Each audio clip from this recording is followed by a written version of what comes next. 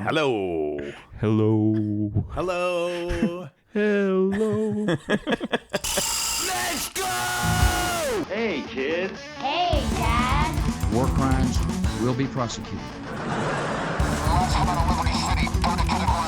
the word duh mean anything to you? Yeah, I chose this profession, so therefore I earned beer. You want to go to the matinee? The feeling is definitely there. You don't know my name! It's a new morning in America. This is the old dude, Howard J. Reynolds. Step into my office. There's not going to be too many punks. Don't you stop worrying about the punk? You! That's my name! Yeah, let's go to the punk rock show. Introducing for your listening pleasure.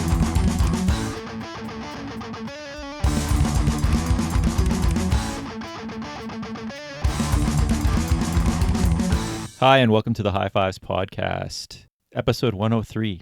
I guess it's the year 2001. That's what I'm going with. At least that's what I did my research on. How's it going, Justin? It's going great, Mike. Happy to be here with you. You don't have to lie. It's half truth. Okay. Speaking of which episode and which number this is, I did have a very real moment of panic in which I thought maybe I've done the wrong year, and then actually had to run back and check previous notes, and I'm like, wait, did we do this episode already? Am I looking at the wrong stuff?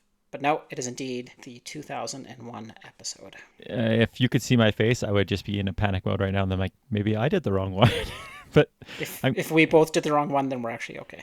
Okay. So, how's your summer been? We didn't do one in August because we were both a little bit busy and a little bit things got a little hectic. Everything going well with you since the last time we saw?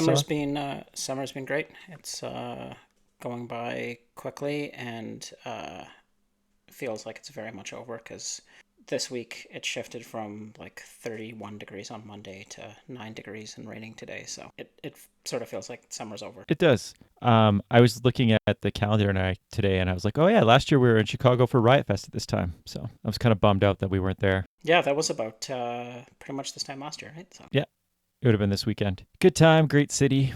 And Riot Fest this year, if anyone is going, looks pretty great. Yeah, the lineup looks way better than the one we went to. Not that I'm complaining about the one we went to, but this lineup looked awesome. I would like to formally complain about the one we went to. Because of Pennywise? It's Pennywise, wasn't it? That's a large part of it. Insane Clown Posse, also. They delivered. Also, what the fuck's the guy's name? Corey Feldman. For a very brief moment of time, my Instagram feed was all this live footage of Corey Feldman concerts, and I'm like, what is going on? I don't want this. I don't know what I did to the algorithm to generate that. But I know exactly what you did to the algorithm. It's called being friends with Nathan Lewitt. Because he kept sending me them about how bad he was at guitar. Maybe that's what it was. That could have been it. Or my love of the Coreys from the 80s, like Lost Boys and License to Drive. Yeah, but between the two of you, it's poison the algorithm. It's what I do, poison the algorithm. Also my metalcore band. Be a great name for a band. I was really enjoying the get to know you portion of last episode, so I have 3 more quick questions for you, Justin. Yeah, this is coming back to you. You're just lucky I did not. I know you well enough. You're too fucking lazy to do that. You might come up with something off the cuff that's really mean. Now I'm going to do it out of spite. If there's anything about our relationship, I can say we both have used spite to ruin each other at times. Yeah, well, I think we've scraped the spite off each other's cars in various ways. That doesn't sound great. No, it doesn't, but that's okay. We'll let the listener discover what that means. Okay, question 1. So, Justin, you play hockey, right? I do. And you know how baseball players have walk-up songs or how there's goal songs for specific players? If you could pick one song, what would it be as your goal song? Imagining that they would play goal songs in a beer league game at 11 o'clock on a Friday night in the middle of nowhere. Well, our beer league actually does have music in between plays, so goal songs wouldn't be that far-fetched. Fair. I think my goal song would be Deadly Sinners by 3 Inches of Blood. Ooh, that's a really good one, Justin. I like that. It would also never get played, so it could be anything. It's not going to get heard very often. How about Penalty Box? You do like the Pims. Yeah, that would be far more likely. And that would actually fit Deadly Sinners a little bit better. Okay. Not as controversial as the California question, so we'll move on to the next one. Justin, what's a song that reminds you of me? Oh, what a great question. You know what? Just remember we've think been it's gonna friends for be- like 30 years? I don't know how long. Yeah, it's probably going to be the OC theme song. Same answer as last episode. Safe bet? Safe bet. No, it would without a doubt be not a specific song, but any time I hear Kiss or any reference to Kiss, so maybe it is a specific song. It actually might be Bruce Lee versus the Kiss Army. If there was one song that reminded me, I don't even like of that you, song. That's a terrible song. That's a pretty good song by a terrible band. But it's I don't know. It's Kiss related. It's punk rock. It's super cheesy. It is a top tier sound clip, though. I'll give him that. Yeah. Okay, last one. I do want to fight your brother. You should. He deserves it. Last question. Your old band 5 Spot released your album in 2001, if I'm correct. You are. I had to fact check that today as well. What's your favorite song off that album? And what song did you enjoy playing the most? I think I liked playing February 14th the most. And I think my favorite song on that might actually be Centuries Ago. Oh, interesting.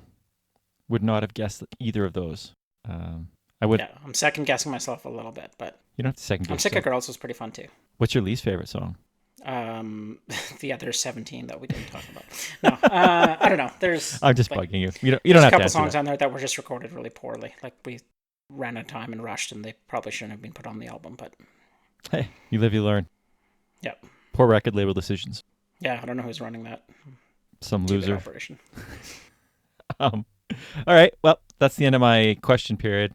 Not as exciting as last time, but you can't all be about California. Yeah, I'm gonna try to find a way to incorporate Phantom Planet into all my answers. So what have you been listening to? Have you been listening to anything? I didn't talk to you for a whole month, so well, that's a lie. I talked to you in real life, but not in the podcast. Just not in podcast life. I've been listening to a few things. They're sort of categorized into I don't know what the categories are. There's just three things I've been listening to. I thought I had something there. The first came out not terribly long ago. The band is out of LA. They are called State Faults. And the album is Children of the Moon. Just came out on Death Wish Records. I'd never listened to State Faults before, but I think this is probably their third or fourth album, maybe. I don't know if you've heard them. This is the first one there. I've heard the name before, but this is the first album of theirs I had heard as well. It's really good. Really liked it. Feels kind of concept-y. There's like a lot of sound clips and intermissions, and it's almost like they turn the record on and off kind of from front to back in various places. I really like the guy's voice. Like it reminds me of like the first Under Oath record mixed with Touche Amore, which I quite liked. So I've been listening to that one quite a bit. Another album I've been listening to is their new EP from Gel called Persona. It's a hardcore band out of New Jersey.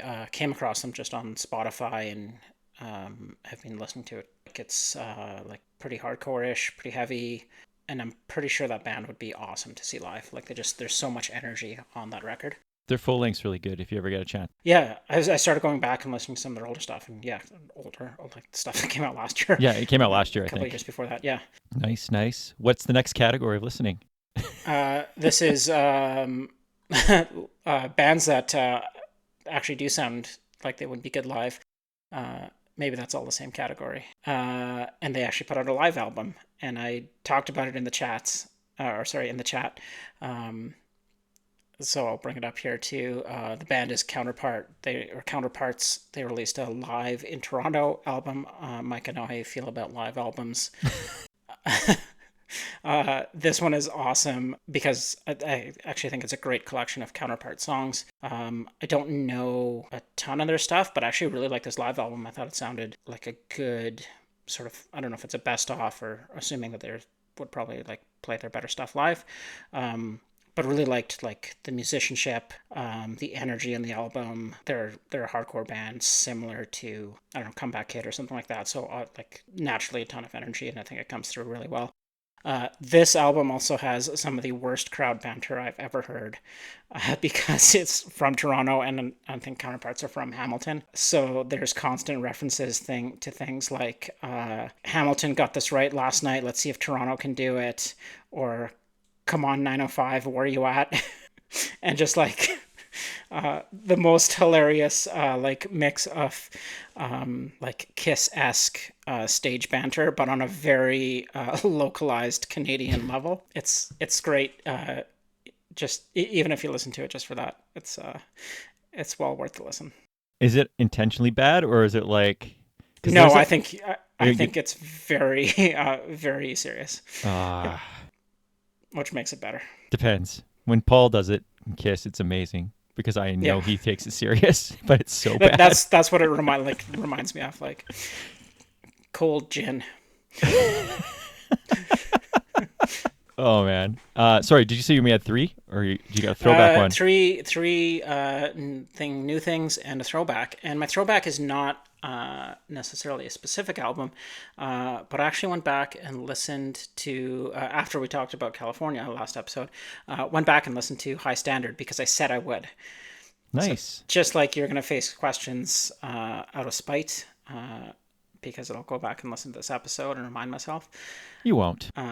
I went back and said that I'm going to give High Standard a listen, and I did. And if you like one High Standard song, you are going to like them all, because for 33 years, they've put out the same songs and the same albums, and they're great. They're just like really good. They are amazing musicians for like a punk rock band, in the sense that like they're super fast, super tight, and like very good at what they do.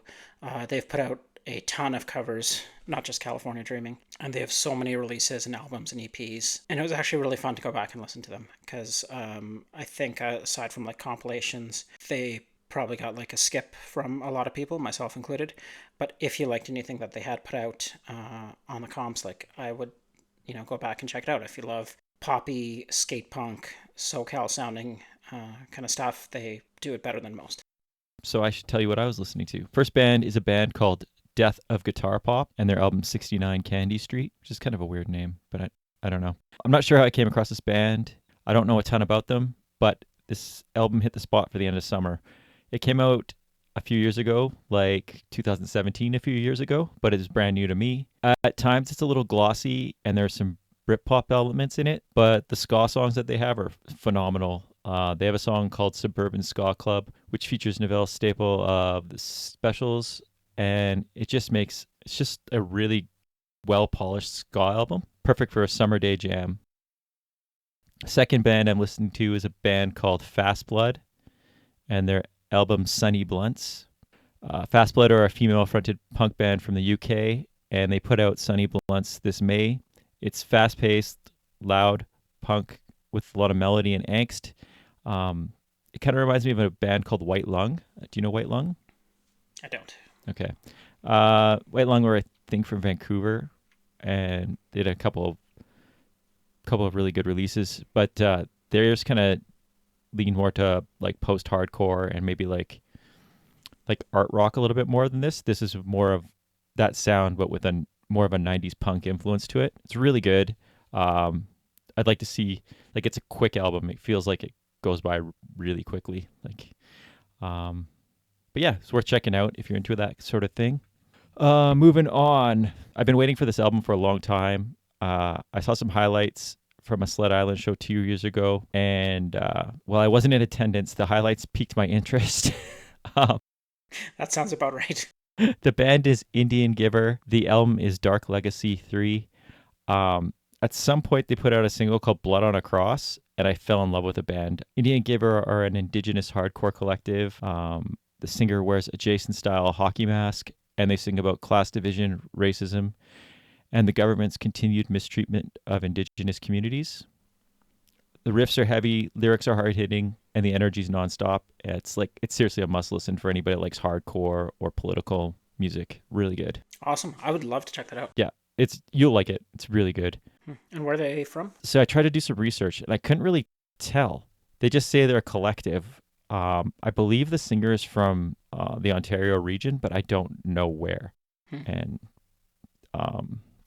I think that's part of their thing is that they're not staking claim to anything. And then I did a throwback album because I like copying you a little bit, but it's not really a throwback because I didn't know about it back then, and it's a re-release. The band is the Lazarus Plot, and it's their self-titled EP. Lazarus Plot were a 4-piece emo band from Elgin, Illinois in the late 90s. The original EP came out in 1999, probably to little fanfare, but there's this record label called Numero Group, and it's unearthing all these bands and re-releasing all the albums digitally. And I don't know if they're remastering them, but they sound pretty good. So I'm guessing they remastered some of the stuff. If you have Spotify, they have a running playlist, and it's a treasure chest of bands like this. I won't pretend to know who Lazarus Plot were, but if they had crossed my path in 1999, I would have been all over it. And that's what I've been listening to.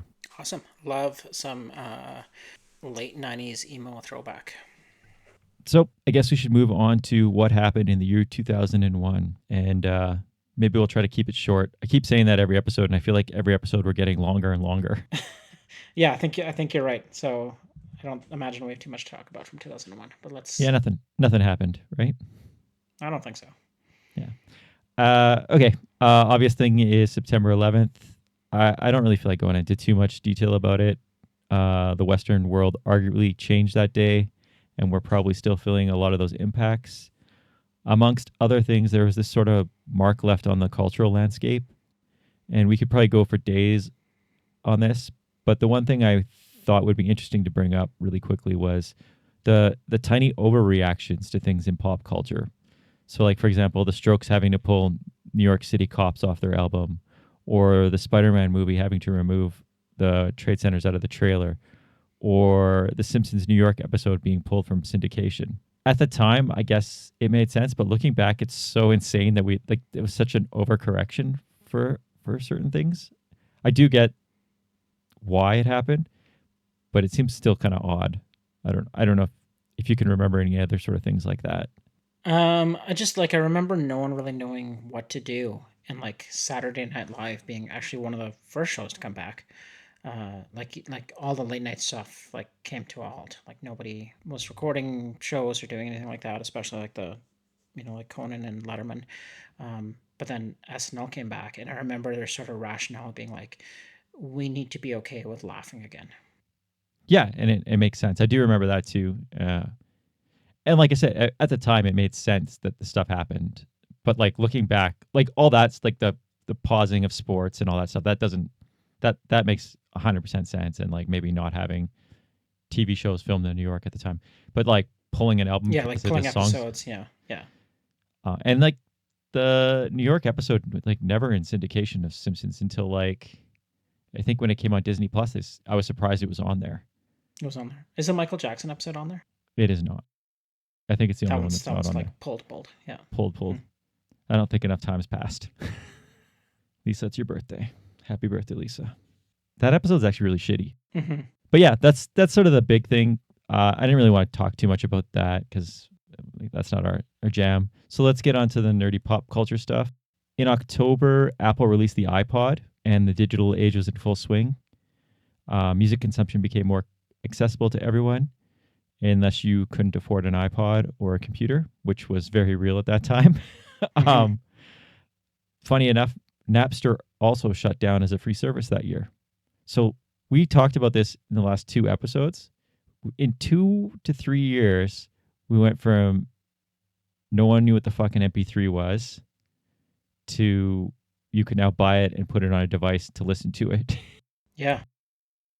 I can't it was shocking to see that's when the iPod came out. It seems like it's so long ago. Like I thought it would have been out already by that point, but maybe it just, I don't know, maybe that makes sense. Well, that's when it came out. I know maybe you early Mac adapters had one before. Maybe Doctors. we were sent secret ones, yeah. Yeah, during the Y2K bunker revolution. Music continued to be a giant mix. Pop music did really well, like Britney Spears and NSYNC and all that stuff was still popular. But what you did start to notice was that you had a lot more alternative and rock on the radio again. You had bands like the Strokes with a New York rock thing happening. If I recall, this is when you really started to see pop punk and like emo bands kind of making that jump into that mainstream. Like you had the Jimmy Eat World album, and you had like Sum 41, and you had like Blink and everything. Bands like Good Charlotte or whatever. All these kind of bands were making it on the radio, kind of like the '94 thing. Like you were starting to see this sound on there. Not to the same extent, but Yeah, I was gonna say like the 2000, like this sort of era for pop punk and sort of, I mean, even emo to that extent, like really seemed to be like, you know, these are probably like the next 3 years of like the big heyday for these bands, and a lot of it I think was pushed by like streaming things like Napster, and then, you know, LimeWire, and I guess Pirate Bay probably followed not too far after that. But like it was so easy to spread music that way that didn't exist a handful of years prior. I think you nailed it right there. And that is like the thing is like for all the shittiness of the digital age, you were now exposed to things that you never were before. So it was easier for things to get picked up by majors and like put on the radio, because you were like finding some band to like, and it wasn't this year, but for example, like I discovered My Chemical Romance on mp3.com. Like it's a weird, like, and then it wasn't long after that they became like a giant band, but that's just yeah, I think like that's like the MySpace perpetuation as well. Yeah. I don't believe MySpace is around in this. It never came up in any of the quick research that I did. No, I think it was like 2004-ish maybe.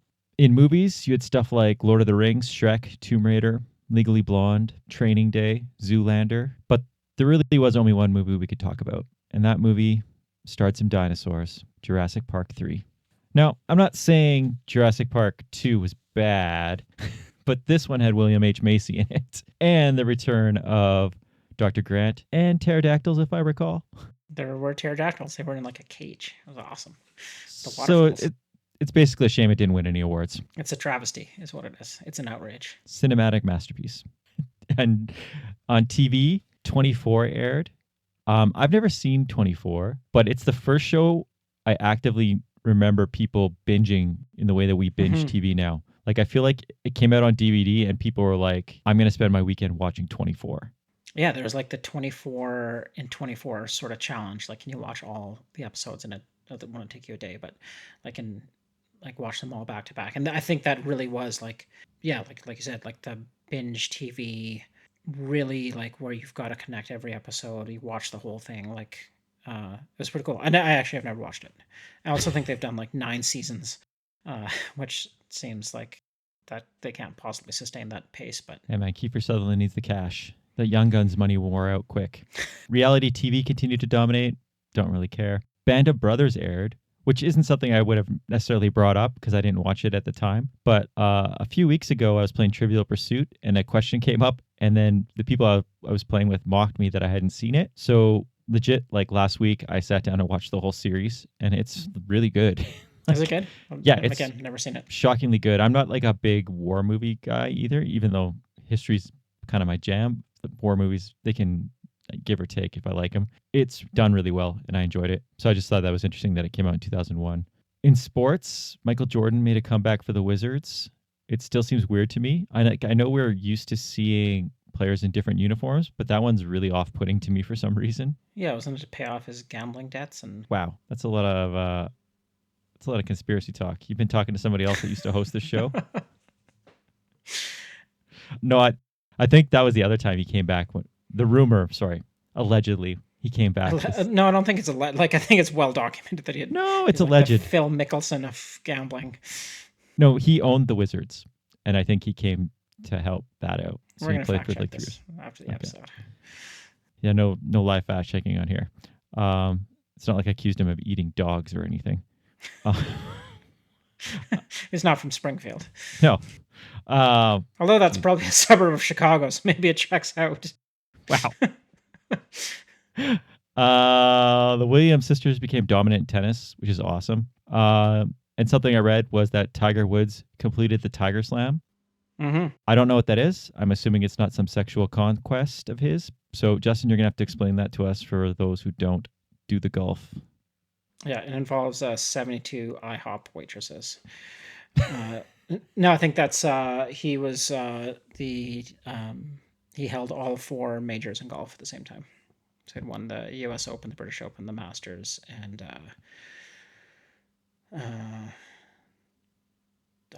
whatever it doesn't the 4th matter. one is. I can never remember. Is he the only person that's ever done it, or is it like a... No, it's happened before, but not like in what we would call like the modern era of golf. So. Okay. Anyways, it's like he's the most. It's not even close to how good he is compared to everyone else that plays that sport. The Avalanche won the cup, which is... I'm glad you brought it up. I'm sure you were stoked. This is a very Justin-centric sports section today. Tiger Woods and the Avs. This is, I know I've made a lot of seemingly outrageous statements on the show, and I didn't think I had one for this episode, but here it is. It's not about music, it's about sports. This is my favorite moment, I think, in all of professional sports, is when Joe Sakic hands the cup to Ray Bourque. And after 26 seasons or however many in Ray Bourque was, to finally lift that cup. And like Sakic handed it to him almost right away. And seeing Ray Bourque lift that cup is like one of the most amazing, triumphant, moving, and emotional things I've ever seen in sports. And it's my favorite moment in all of professional sports. Still weird it wasn't in a Boston jersey. Yeah, he the first thing he did was bring the cup back to Boston. Yeah. And they had a Stanley Cup parade in Boston. Yeah, that's pretty crazy. For the Avalanche winning it, which is wild. Yeah. Not to derail the podcast, but I did talk to Ray Bourque earlier this year. Name drop. At an event, yeah, name dropping huge, about that exact moment. And like had met him very briefly and said basically what I just said now. Like that was it's the most amazing thing I've ever seen in sports. And we chatted about the moment. So it was really cool. I once DJ'd a wedding where Marty McSorley was there. I didn't talk to him. Anyone? No, but his hands were fucking huge. Yeah, he's a beast. Yeah. Anyway, not as cool as Ray Bourque. 100% is not as cool as Ray Bourque. Last thing, Motley Crue's book, The Dirt, came out. And for some unknown reason, it really resonated with me. And I thought it would be cool to party as hard as them. I suck at partying hard. But in that year, I did treat my body and mind like crap, like Motley Crue. Other than that, I spent that year going to school, working in a record store, playing music at a bar, and just floating along. What about you, Justin? That book is, I think we would have obviously read it at the same time. And yeah, like that was like the Wednesday nights, like finish a couple bottles of Jack Daniels and hit the bars and like lose our minds, get Courtney Love drunk. It was ridiculous. What a insane time. I also thought that was a little bit later, but the research doesn't lie. No, it doesn't. I think it just continued for a little bit. Yeah, maybe. Perhaps. I think once you start to live that lifestyle, it's not the cowabunga lifestyle. It's a little bit different. Lifestyle. Yeah. Look at where that guy is now. Oh man, he's like those clips are terrible. If him and Corey Feldman could start a band together. Yeah. And that's 2001. As quick as I could do it. I don't know if there's anything else in 2001 you want to bring up, but no. I just wanted to talk about the Avs. I figured that was it. And the Tiger Slam, which is not IHOP waitress thing. Yeah, a little Grand Slam reference would have been a little bit more than Denny's. Like, come on, man. That's amateur hour. I don't know what I was thinking. Should we get into our picks then? We can do that. All right, we are back with the High Fives Songs of the Year 2001. Getting things started with a band that I don't think we've talked about in our picks for this year-based series, but we've certainly talked about their newest record, and they probably come up a lot. They're one of the harder hitters in the punk rock genre. They're from the great city of Chicago, and this is their third full-length release. They put out a couple of albums in 99 and 2000, but this is really the one that clicked for me. The band is Alkaline Trio, and the album is From Here to Infirmary. It was released in the spring of 2001, and their first release on Vagrant after, I think it was Asian Man that they put out albums on before. And compared to previous releases, the first was Goddammit, the second was maybe I'll Catch Fire. This one just sort of builds on the things that they had been putting out before, but you can hear the lyrics getting a little bit darker, but they're still super poppy. There's lots of really good hooks in their songs, recorded a little bit better, so there's a little bit more polish to it. And I think just sort of things really coming together for Alkaline Trio with this release. It is the last one that they do with Glenn Porter, who was their original drummer, before Derek Grant from the Suicide Machines came over. I think there was a drummer in between there. But they kicked Glenn Porter out. Apparently the final straw is he allegedly mailed or took a shit in a box and mailed it to the lead singer of Jawbreaker because his girlfriend broke up with him for the lead singer of Jawbreaker. Is that real? It's real according to the internet. So I don't know if that makes him amazing or a horrible person. I'm leaning towards horrible person, but also that's some next level spite. Yeah, just wait till you get your 3 questions. They're going to come to you in a box. No, apparently this was like sort of par for the course for their drummer, according to the internet. And that's like he would vandalize the homes that they stayed in and like trash venues and just like he was just one of those guys. One of those guys. The song I picked was Armageddon. Maybe one of the fastest tracks on this one. Just like great pace, drive, and one of my favorite Alkaline Trio songs. And yeah, just a big fan of this album. Still listen to it on a very regular basis. Yeah, this album is phenomenal in production value and songwriting ability and stuff. It was next level for them, and it was phenomenal. Like, and it still sounds so good. Yeah, absolutely. And it's crazy to think like so 99 was Goddamn It. 2000 was Maybe I'll Catch Fire. 2001 was this album, From Here to Infirmary. Then they put out their EP with Hot Water Music, which is also really good. Very good. And then I think they put out records again in 2004, 2006. And then plus they had all their side projects and side labels and everything else they were involved. Like, I think both Matt Skiba and Dan Adriano are just like serial music writers and just probably just like it oozes out of them. Yeah, it's crazy. Yeah, like just so much stuff that they put out. But yeah, love this album. Come back to it very often. Awesome. Great pick, Justin. Great pick. So right out of the gate, I'm going to go with some Calcon. The band's Mico, and in their first full-length album, Standing Inside a Shadow. Sometimes they get referred to as a band from Banff, so I don't know if Calcon is technically right, but I don't really get that since, like... They can't possibly be from Banff.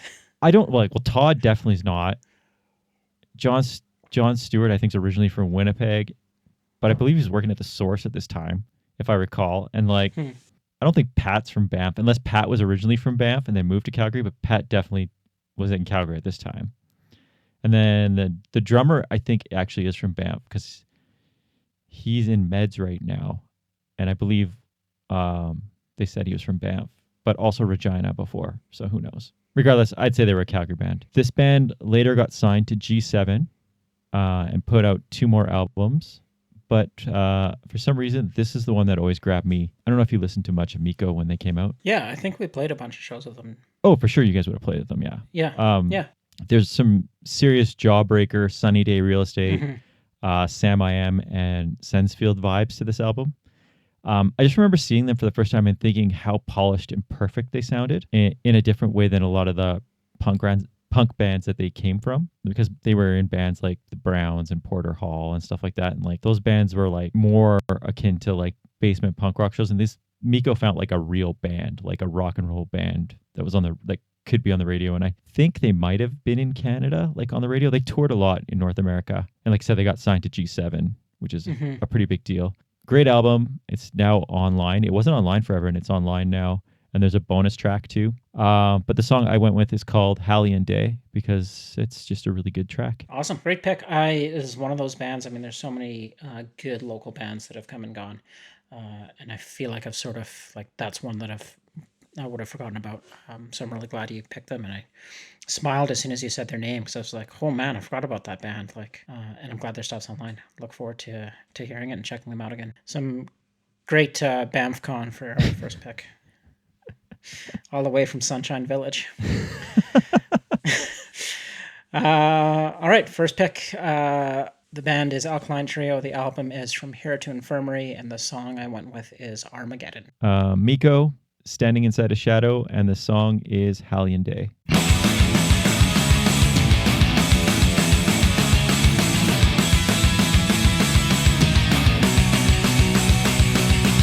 I wrote the words to the song on the back of a photograph. Behind your back it goes a little something like this. It's way too big to miss. I got a letter in the mail. The sender failed to let me know where it came from. Open it up, sure enough, there we were, arm in arm again. I know it's small, but my last call's been called half an hour ago. I know it's late, but do you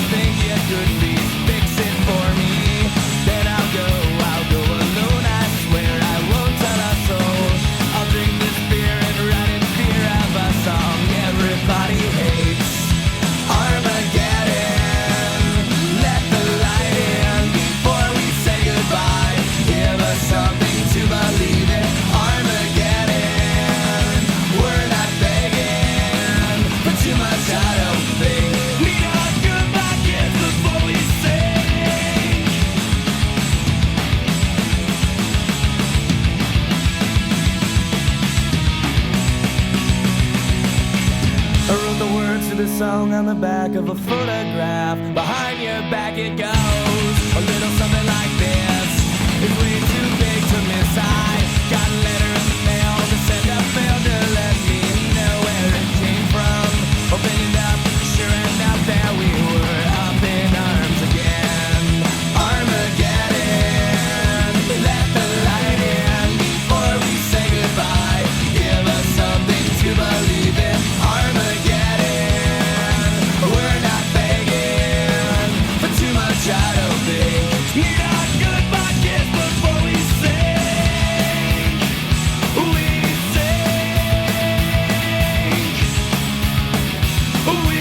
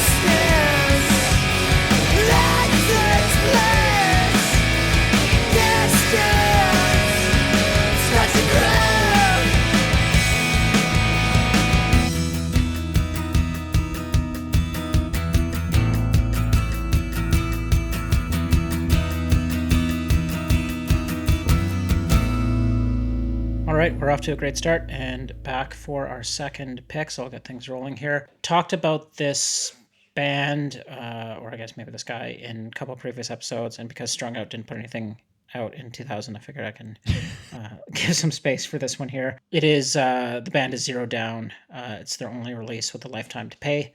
That came out in February on Fat Records, February 2001 on Fat Records. This is Jim Cherry, who left Strung Out and Pulley, started his own band called Zero Down, pulled in a couple of musicians locally. The drummer was from playing with Down by Law at the time that they recorded this. And I remember really liking it at the time. I was a big Strung Out fan. I liked the stuff that Pulley was putting out. And looking back now, I can't say that this band, like this album, is anything new or groundbreaking or phenomenal or a big deviation from Strung Out or Pulley or bands like 10 Foot Pole or Down by Law. They're all sort of related and sort of swap members here and there. Like a Tiger Woods Grand Slam? It's a solid album for anyone that likes that sound of like sort of heavier skate punkish still has a lot of melody to it, and all around just a good album from that time. The song I went with off this one is Temptation, which I really like because there's a really cool drum kind of part in the breakdown that I've always liked, and still get kind of giddy when I hear it. So Yeah, I really liked this album when it came out because it did kind of have like that same sort of sound that Suburban Teenage Wasteland Blues did. yeah, and you can certainly hear, like, if you listen to that and be like, oh yeah, this guy wrote songs for Strung Out and Pulling. Like, it's the lineage is pretty true. Yeah, great pick, Justin. My next pick is the Ataris, and the album is End Is Forever. I know this band gets a lot of flack, and maybe deservedly so, but I just have like a really big soft spot for them. I added and deleted this pick 3 times because a few other albums in that spot sort of had that same vibe. There was the Saves the Day album, but we spoke so much about them, I didn't feel like putting them in there. The Jimmy Eat World album even spoke more about them. And then the Dashboard Confessional album. But when I went head to head, and End Is Forever just felt less of a time and place album, and it still, for me, holds up. I just remember the first time I heard San Dimas High School Football Rules on that Fat Comp, it hooked me, and even though that song's not on this album, it just like, it sent me on a journey of liking their stuff. And I remember when this came out, thinking how it felt like such a complete album from start to finish. And when I went back and listened this week, it still feels exactly the way. It's a good full-on album. And I'm sure nostalgia plays a part, but the ridiculously overly emotional lyrics still make me want to shout and sing along. The Ataris do pop punk melancholy to a T. And a couple of interesting notes that I didn't know at the time, or would have probably not even cared about, was that it was recorded at the Blasting Room with Joey Cape and Jason Livermore producing it. Oh, interesting. Yeah. I think this is the time when stuff at Fat was starting to move more to the Blasting Room with those guys and like all that stuff. And I think this is where you start seeing the Fat sound change a little bit. It was not and moving away from like Ryan Green. like Ryan Green Motor Studios. Yeah. It was really tough to pick a song, but I went with Summer Wind Was Always Our Song. Is this the album with In This Diary? No, that's the next one. No, that's the next one. Okay. I think that was on a major. If I recall. think I was going to say, because like, that's that with like the was one cover of those, with Boys of Summer. Boys of Summer, which is a great cover. Great. The next album's really good too. I mean, it's not as good. Like I said, they're a band that gets a lot of flack, I think, for how they progressed and maybe how they acted. But I don't know. I just got a soft spot for them. I really like it. The Ataris are just like, isn't it just the one guy, or is that just how they started? Like, I thought the story was he moved out to California with just a guitar. Yeah, I think it's one of those things where he is the Ataris, but like at this point, I think the band was consistent. I'd have to check into it. But after that major, I think then it just went back to him kind of being the whole thing and having a rotating group of musicians with him. But I don't know for fact. All right. Round 2 for the top songs or top albums of, I don't know if it's top albums. It's 5 albums of 2001. I always just say 5 albums. Nate was really stuck on that top album thing, and I was always just like, it's 5 albums I liked. Yeah. Yeah. My pick, the band is Zero Down. The album is With a Lifetime to Pay, and the song is Temptation. The Ataris, the album is End Is Forever, and the song is Summer Wind Was Always Our Song.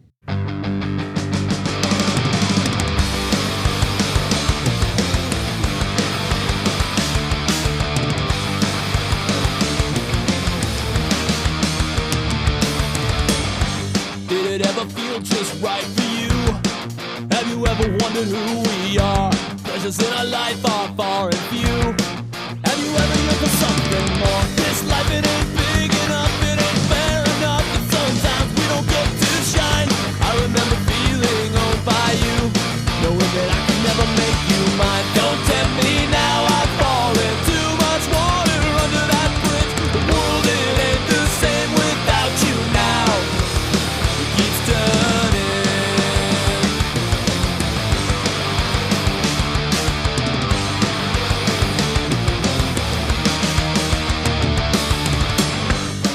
Gag my consciousness and please leave me no room to breathe. Restraints can't find the heart that feels. You don't feel the same for me. Like a pain professional, cruel to the bone. Is my pain what gets you off? My willingness to suffer beneath your hands. As long as you don't stop, don't tempt me now.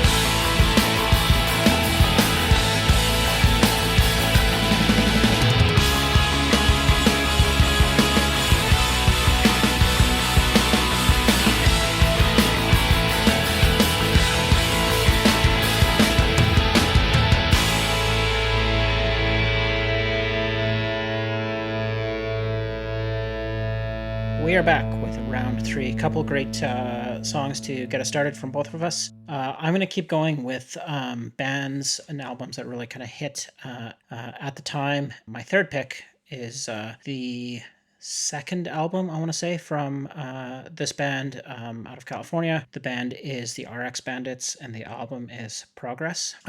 This was recorded in late 2000, came out July of 2001. It was recorded in Art of Ears Studio, which is in kind of the East Bay area.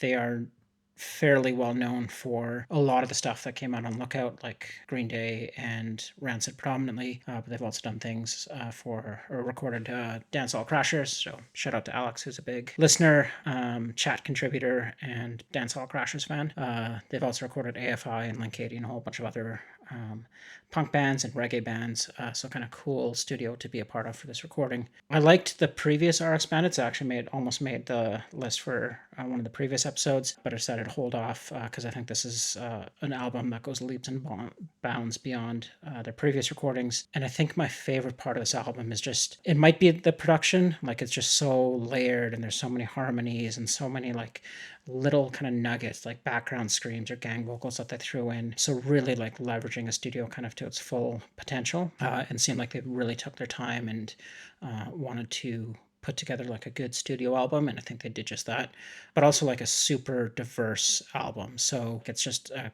really good blend of reggae and ska and punk and politics and horns and organs and like everything that you could from that time throw into an album. They did, but not in a jarring kind of way. I think it all flows really nicely, and there's a lot of like good ebb and flow that made it easy to listen to this album like front to back, and it was very varied, which also aligned well with the band that I was playing in at the time, because we were, you know, sort of all over the map from reggae to punk to hardcore-ish and singing about everything from girls to politics. And so I think I really liked that at the time. But like I said, this is probably more of a nostalgia pick for me. I still, you know, if I listen to it now, I respect it, but I'm not going to come back to it all that time. So this was on my list for a bit here too, and I went back and listened to it today. It's still really good. They like, you can, if you listen to the album before is like a third wave ska kind of album. They sort of progressed from like a very like ska punkish, like kind of zany, like those, what was the first one, was like Those Damn Bandits or something like that. Like I'm imagining at that time they were probably in high school. Probably. And, you know, then, yeah, the next album, you could see it sort of progressing a little bit. This one's like really like, yeah, this is the classic, the band spent time writing an album. Like they had time in the studio and they put their work in, and it's a full album. And then like it's interesting to see how much they progressed, because the next one got more artsy and more like techie, and then after that they even got more like weird and stuff like that. Yeah, they're not even like, I think they're done as a band now, but like their stuff that came out after was like very avant-garde and jazzy and like very all over the map. Yeah. And I wouldn't even categorize it as a punk or a ska or even in that. No, not at all. Sorry, which song did you pick? I didn't actually say. I picked Analog Boy. Okay, great song. Yeah, it was good. I remember seeing them too at Warped Tour. Yeah, we saw them at Warped Tour. Yeah, 2001, like sort of in one of the smaller side stages, and they were awesome. Yeah, it was right next to our tent where we were selling stuff. Yeah, that's right. They were awesome live. Yeah, they were so good. So I'm glad I got to see them live, and yeah, I would say that this is an album, especially from like a layering and studio side. Like it was just really cool to hear like how much a band can push themselves in a recording studio. Great band, great album. I'm gonna go back to some CanCon for my next pick, and with this CanCon from Vancouver, they're Vancouver's glammy glam punks, the Black Halos. Violent Years came out on Sub Pop in 2001, and it's the second release for the band, even though they had been around in some shape or form since the early 90s. I remember this one coming out and thinking these guys looked so cool, and then was shocked to see it getting airplay on Much Music. I think things exploded for them in Canada, at least. Mm-hmm. And they ended up doing tours with like Offspring, Melancholy, and they were playing Edge Fest, which for non-Canadians is kind of like a bastardized Lollapalooza. Is that what you would call it? Maybe like. Yeah, I think it was like a way to sort of highlight Canadian bands. Yeah, and they also did Warped Tour. I just really liked everything about this band. I even tried to cut my hair like them, and it, instead of looking like a glam haircut, it kind of just looked like Rod Stewart, so not very grimy and more something. I just remember coming into work at Metro and Dan being like, If your hair looks like Rod Stewart, that doesn't look good on you. I was like, ouch. I just wanted to be forever young. Forever young, my friend. Despite all this, I still find myself going to this album all the time. I know they had some other ones come out, but nothing else really grabbed me in the same way. And funny, we were talking about this with the previous band, but they're one of those bands that's now just basically the singer and a handful of other people that keep cycling through for all their albums, like different guitarists and whatnot. And when I was reading up on it today, ironically, John Stewart of Mico later joined them in 2008 and played on their album and toured. Yeah, full circle. Yeah. Anyway, this album's full of bangers, but I went with the intro and their first single, Some Things Never Fail. And if you ever catch the video, it's got cameos from Joey Shithead, and a couple of the dudes from the Smugglers are in it as well. So it's very Vancouver CanCon. Mm-hmm. Yeah, VanCon. VanCon, yes. Thanks for keeping the folks at, SoCan, Yeah. happy with the podcast. Yeah, got to Make sure we hit our Canadian content requirements. We don't need them coming down on us. No, they would ask us to please stop. Politely ask us to please stop. Maybe call us hosers. Yeah, we're going to send some guys after you. They're going to... Anyway, all right. This joke's going nowhere. All right, third picks for the year 2001. The band is the RX Bandits. The album is Progress, and my song is Analog Boy. Black Halos, Some Things Never Fail, off Violent Years.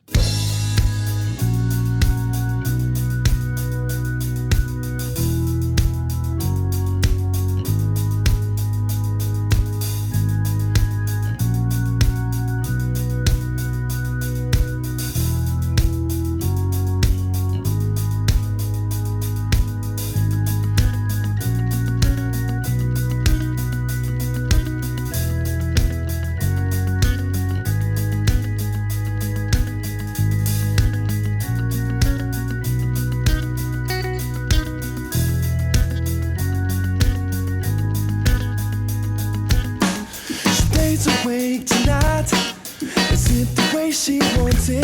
And it's so bad she cries herself to sleep. But she get up the body of a model.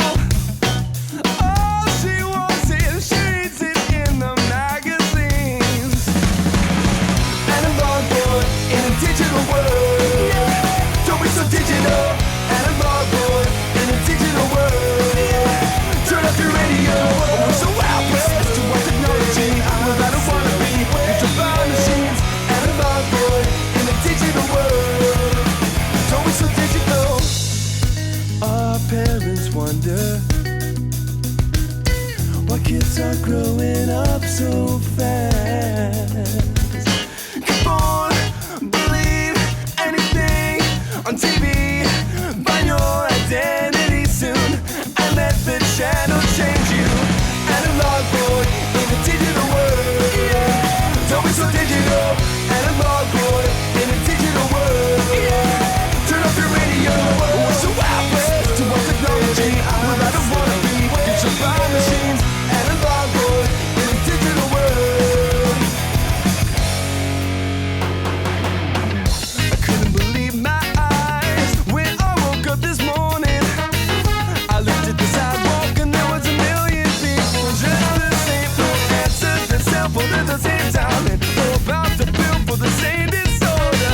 Can't be blind, no, we can't out that now. We're so far gone. Don't you see that we're so far gone? Yeah.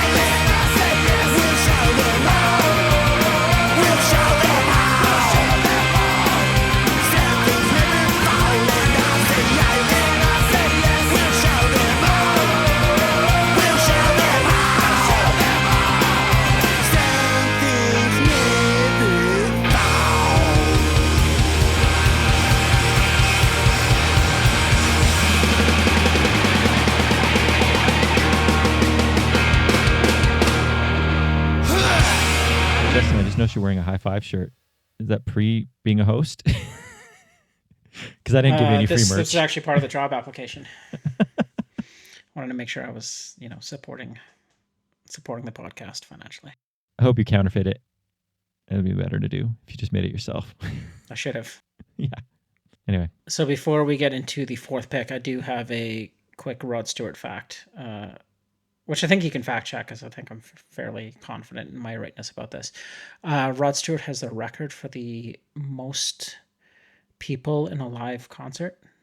Interesting. Like a live performance. He played Copacabana Beach. Cabana, whatever it is. I know the song Copacabana. Yeah, like the bridge, or the beach in Brazil. And because they had people, like, he played on a barge in the ocean, and like they filled the beach and the hillside and everything with people to see Rod Stewart play two good songs and everything else he sings. Dude, don't say that about Rod. I want to cut my hair like him. Yeah, it was the most attended concert. I looked this up because I remember just watching like a clip of like that Metallica show in Moscow when they played in like 1989. Oh, that big a million people in attendance at a concert, which is just like I can't even understand how you can possibly fit. Like it's not even a venue. You're playing a square. I don't understand how you enjoy those concerts. Yeah. Like, even let's say we talked about Riot Fest. Like, if you're far away, it'd be hard to like any of the bands. Like, it'd just be like background music and be like, oh, is someone playing up there? Yeah. And now we have giant screens and stuff. And at that time, I don't think we had the same technology that you could like in the same way. I don't even understand how the sound would broadcast. It would be like watching a band like across the city and being like, oh, cool, that was Metallica. I guess when the Soviet Union, like, they didn't have anything like that. So it would have been pretty awesome to see. Anyways, total sidebar. Yeah, that's all right. Doing a great job of keeping these episodes shorter. On to the Just fourth give the pick. people what they want. Rod Stewart facts. More Rod Stewart and Michael Jordan gambling. Secrets of the Red Curtain. If only Michael Jordan was here, we could have bet on who had the most people in a concert on stage. Fund this whole podcast that way. Yeah, that's right. Making ridiculous bets with known gamblers. Fourth pick. I'm pretty excited about this one. This band was covered quite well by Dan Oz in his book Sellout. I can't, of course, recall any of those details aside from reading about it at the time. The band is Thursday from New Jersey. The album is Full Collapse.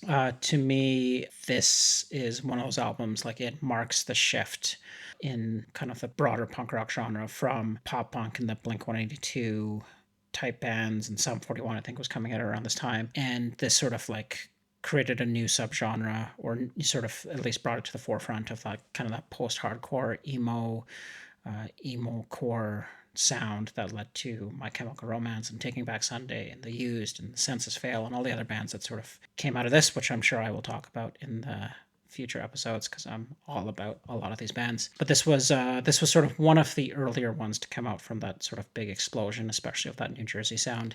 Sorry to interrupt, but until I was doing research for this, I always thought Taking Back Sunday was first. But so did I. Yeah. This one came out almost a year before Tell All Your Friends. It's crazy. Anyway, go on. Sorry. Yeah, came out the spring, April 10th, 2001, on Victory Records, which I know was very controversial for the band. I think they kind of got warned before they signed with Victory, and then soon found out that it wasn't everything that they hoped for. And I think the big, like one of the big things that came out of it is when Victory Records had Thursday branded whoopee cushions that they were going to sell at Warped Tour, and the band was like, as one does, what the fuck is this? And Victory is just like, well, we own you, so too bad. You don't. This is not your decision to make. This is ours. And the only way you could get off Victory was signing to a major, which is what they did on their next release, and it cost Island Records a ton of money to buy out Victory. So yeah, the Victory stuff is so crazy. Like when you sort of hear, like at the time, like you'd hear rumblings of it, but now with the internet and like books being written about it and stuff, like it's crazy how insane Victory was. Yeah, they controlled the like had full control over the bands and all their stuff and did whatever they wanted with it. So I should have ran my label. Anyway, I thought you did. Well, someone made those whoopee cushions. And that's why I have a box of whoopee cushions in the basement and 5-spot branded water. Anyway, go ahead. It really hits the 5 spot. Ooh. The song I picked was Understanding in a Car Crash. I like this album. I love the song even more. Like unapologetically, I think it's such a great song. Like I love the line, a broken watch turns into a compass. The needle and the damage done is the Neil Young reference.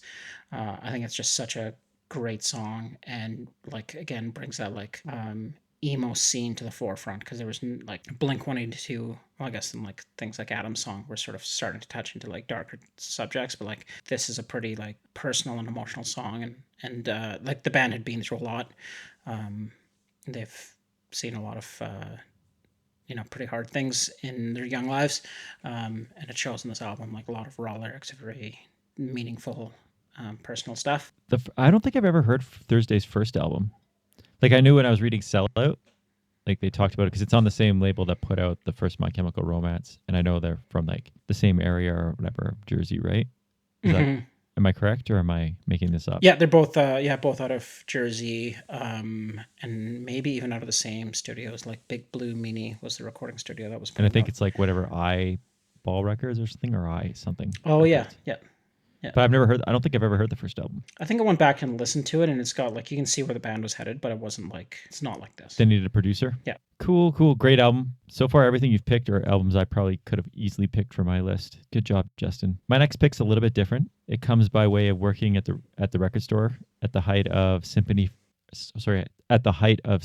for the record industry hype and the whole garage rock New York sound thing going. I can't remember who it was, but someone in the store had this album on repeat, and it's how I discovered the band. The band is the Detroit Cobras. First off, great band name.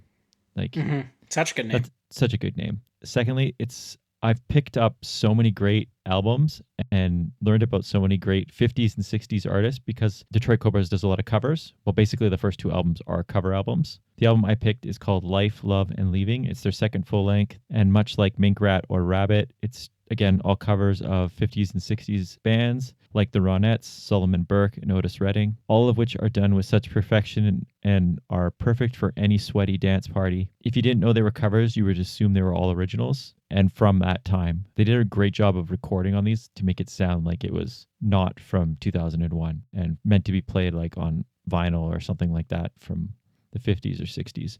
And I'm not sure if this is an actual release or something that just floated around on the internet, but someone released something called Detroit, the songs we taught the Detroit Cobras, and that featured a number of the original tracks that the Detroit Cobras covered or influenced. If you can find it, or if you come across it online, it's worth picking up because you'll find so many great hidden gems. Just a great album. As for the song I went with, it was tough to pick one, but the one that hooked me is the first track, and it's called Hey Sailor, which is originally a Mickey Lee Lane track. And I can't say I know much about Mickey Lee Lane because I think this is the only song I could find by Mickey Lee Lane. Interesting. I've nothing more to contribute other than I still not to the level or depth that you have, but definitely have a soft spot for like that Motown Detroit sound.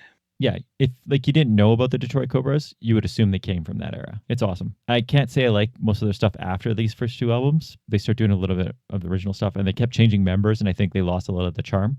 But these first 2 albums are worth picking up for sure. And that's my pick. Awesome. Very cool. Round 4 for the songs or the albums of 2001. My pick is Thursday, their album Full Collapse, and the song Understanding in a Car Crash. Hey Sailor by the Detroit Cobras off Life, Love, and Leaving.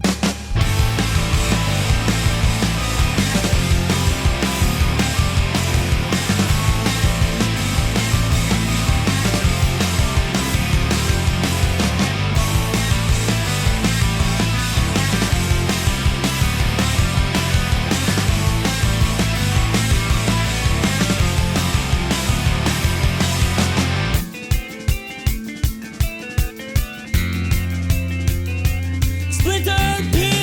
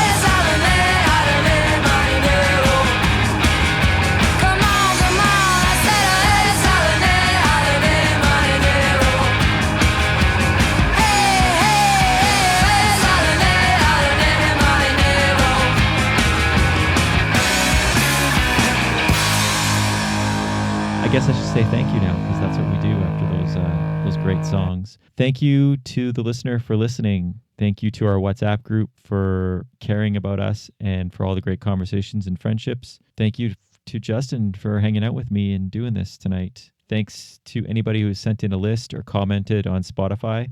I just really learned that you can comment on Spotify. Did you know you could? Yeah, that's like one of the core functions of Spotify. Really? Yeah. I had no idea, so I was responding to some comments from like 2 or 3 years ago the other day. Didn't know you could do it. I'm sure they won't find those notifications creepy. Nope, not at all. It's the equivalent of like liking a bikini photo and someone 9 years after they posted it. I told you that you look good in it. It didn't. It came up in my memories. I had to like it. I don't have to keep bringing Save it for up. the condo. Yeah. All right. Thanks again for listening. You can find us on Instagram at High Fives Podcast. Get in touch that way. If you care, you can rate us on Spotify or Apple. I don't know if the other ones rate, but you can. You can leave a comment, because I guess you can do that now. It's good for the algorithm if you do. Sure. That's what people say. It's probably better than liking Corey Feldman picks. More importantly, if you like the podcast and you know somebody else that's into this kind of music and might be interested, maybe tell them to give us a listen. That's all I have to say about that, I think. I don't know. Do you have anybody you want to thank, Justin? As always, no, I don't. Aside from you for letting me do this with you. It's always fun. Excellent, excellent. All right. Pick your last song. All right. Well, this is the most obvious pick of 2001, but that doesn't mean I'm not quite excited to talk about it because this marks a major shift and departure for one of our most beloved, not just Canadian bands, but punk rock bands of all time. I am, of course, talking about Propagandhi and the 2001 release of Today's Empires, Tomorrow's Ashes. This was the album that saw the departure of John K. Sampson, who left to join the Weaker Thans, and the addition of Todd Kowalski, who came from I Spy and Swallowing Shit, two amazing bands from Winnipeg, and you can see the immediate impact of the band. It's actually crazy to think of if you took a Weaker Thans album and this album from Propagandhi and played them for anyone sort of side by side, there's no way they would be like, oh yeah, I could see how those guys were in a band together before. It's such a radical departure for both bands and members. But this really sort of set Propagandhi on a path well away from How to Clean Everything and Less Talk More Rock, and really pushed them into way more metal riffs, way more hardcore, way more aggressive, even more political, which is hard to believe after Less Talk More Rock, but getting into really deep and detailed stories, global storytelling about injustices around the world. And, they also really took this upon themselves. I remember these albums came with, this one and the next one in particular came with, what were they, enhanced CDs? It was like a CDR, so when you loaded it into your computer, it had a whole bunch of articles and links and documents and things to check out that were just sort of related to a lot of the songs. So the crisis in East Timor, or globalization, or anything that was happening around the world that they wanted to bring to the forefront. So in I think just about every way this band became way more intense with this album. And just a fantastic release. Much like we talked about, this was put out on Fat Records, but recorded at the Blasting Room. And this was also put out, I think in Canada only, it was put out on G7, Welcoming Committee, which was the Propagandhi's label at the time. So all good. There's so many good songs. Back to the Motor League, I think, is I don't think maybe. It might be one of my favorite songs of all time. Yeah, that would be hands down top 10 songs, top 3 Propagandhi songs, top 10 songs of all time. Not the one I picked. I went with Fuck the Border, which I think was just, I think it's the second track. And as soon as you hear it, you're like, okay, this is not the same band. I liked I Spy quite a bit. And I like Swallowing Shit, and I could immediately, you're like, oh yeah, I can see exactly how these bands connect, especially with this song. Yeah, you nailed it, man. This album rules. It took me from liking Propagandhi to loving Propagandhi. I liked Let's Talk More Rock, and I like How to Clean Everything, but this album I loved, and everything else after I love. they're just so good. It's so good. Yeah. It's so angry, and it's just so good. It may be the best Fat release. Maybe. Could be. Controversial, but maybe. My last pick's very different than Fuck the Border, but keeping with the political thing, my last pick goes to the immortal Joe Strummer and his second Joe Strummer and the Mescaleros release. When this came out, to be honest, I really couldn't get into it, but the more I listened to it, the more I fell in love with it. It's probably the closest I'll ever get to liking a quote-unquote world album. Strummer really leaned into experimentation on this album. You can hear the joy of playing music and how it had rekindled his soul on this one. Global A Go-Go came out in the summer of 2001 on Hellcat Records. As with The Clash, lyrically, Strummer leaned into his leftist philosophy and social protest. While musically it's more refined than the previous rock art and the X-Ray style, the experimentation is still on there. It's just not as far out and weird, so it was more palatable for someone like me. I know I've played this on here before, but I'm picking Johnny Appleseed because I just love this track. It's so good, and it kicks off the album. It's how I fell in love with this eventually. And Joe Strummer's one of my heroes, so I'm always stoked to play a Strummer song. What a radical departure from you from playing The Clash. Well, I could have played a Jimmy Eat World song. That's true. Don't know a whole lot, but it was one of those things where like you would hear his name, and like like that sort of world music, or I guess maybe it's just like music maturity of like. No, it's world music. It's like all over the place. And that's fine. It can still be good. Yeah.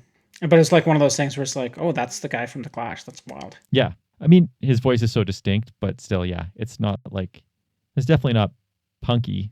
I mean, it's punky and it's in style in that the way he always prescribed to punk is doing your own thing. After he died and that documentary came out, he said that a lot of it came from like going to raves and stuff like that, which I think so. Picturing him at a rave and what's that big music festival in the UK? Glastonbury, is that what it's called? Mm-hmm. Like that, and camping out and stuff like that, and hearing all these weird eclectic bands. He said it kind of reawoke what he cared about in music and stuff. So that's also like 20 something years removed from The Clash too, right? Like, oh yeah, for sure. Like, and he had other solo stuff, but it was more like stuff for soundtracks and things like that. Nothing like this. It's a fun album. Yeah, it's very different than Fuck the Border. Very different, but I would say they probably believe in the same sort of things. In the same vein, it's all world music without borders. Yes. There. Way to tie that together, Justin.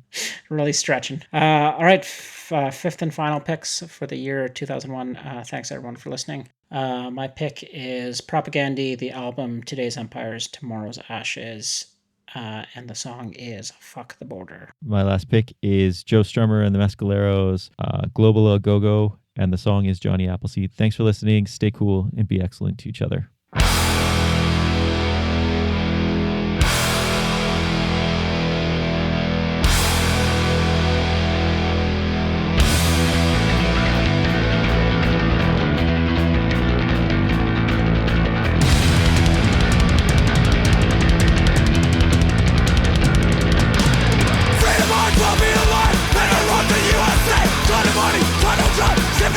Stay alive! You've got a problem with living here. What do you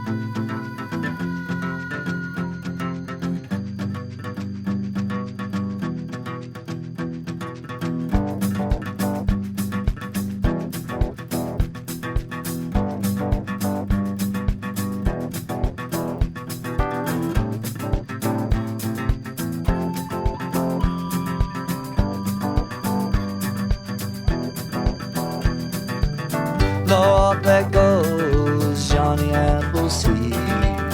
He might pass by in the hour of need. There's a lot of soul drinking from the well, locked in a factory. Look, there goes. Look, there goes. You're after getting the honey. Then you don't go killing all the bees.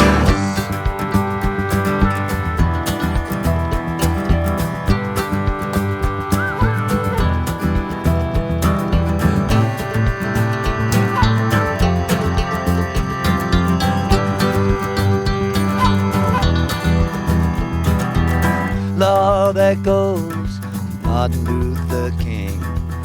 Notice how the door closes when the chimes of freedom ring. I hear what you're saying, I hear what he's saying. Is what was true now no longer so.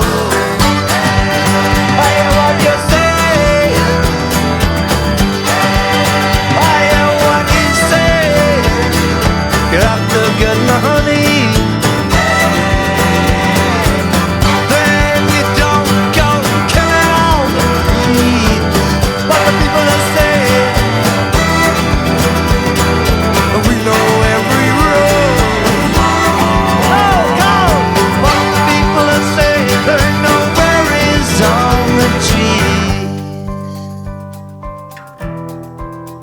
Summertime sun fall on the apple.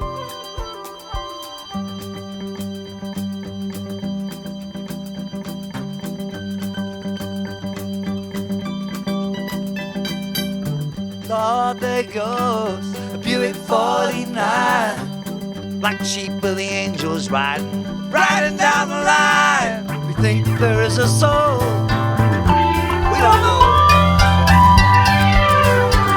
That soul is hard to find. Down the road, down the road. If you're after getting the honey, then you don't go killing all the bees. That's what the people are saying. That's what the people are saying. There ain't no berries on the trees. That's what the people are saying. The berries on the trees. You're checking out the honey, baby. You had to go killing all the bees. Hey-o! Second one time in a remote shop. Maybe we should just talk about whether McFlurry is better than a Blizzard. That's it. Specifically, if it can hold a candle to a blizzard. Did you just hear that? Oh, did that come through? Yeah. What was that? Like a washing machine? It's just the water upstairs. Oh. Fucking lose it.